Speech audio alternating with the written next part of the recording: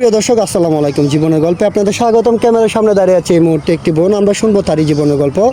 আসসালামু আলাইকুম আপু, কেমন আছেন আপনি? আলহামদুলিল্লাহ, আমি ভালো আছি। আপনি কেমন আছেন? আলহামদুলিল্লাহ আপু, আমি ভালো আছি।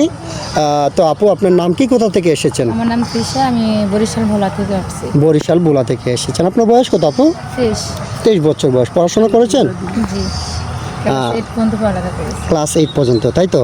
আচ্ছা আপু, আপনার ফ্যামিলিতে কে কে আছে? আমার বাবা, আমার সৎ মা, আমার ছোট দুটো বোন।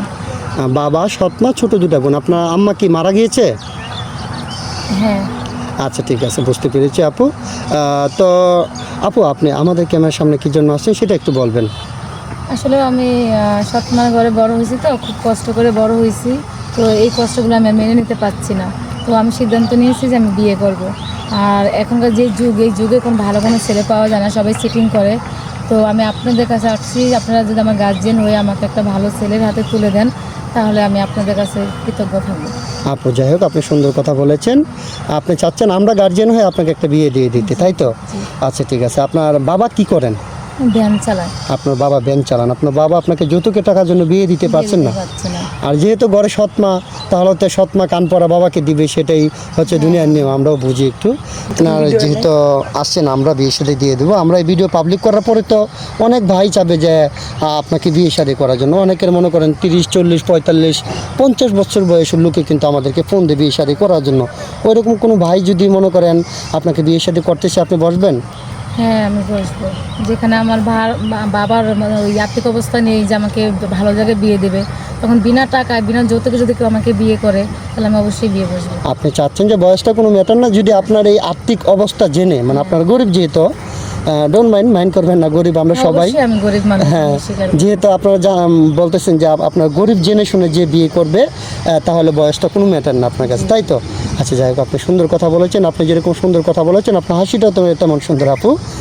তাহলে আপু, আপনার সাথে কীভাবে যোগাযোগ করবে ওনারা? জি ভাই, আমার কাছে তো কোনো ফোন নেই, তো আপনাদের সাথে যদি যোগাযোগ করে, আপনি আমাকে যোগাযোগ করে দেবেন। আচ্ছা, এখনকার যুগে তো মোটামুটি সবারই ফোন আছে, আপনার কেন ফোন নেই?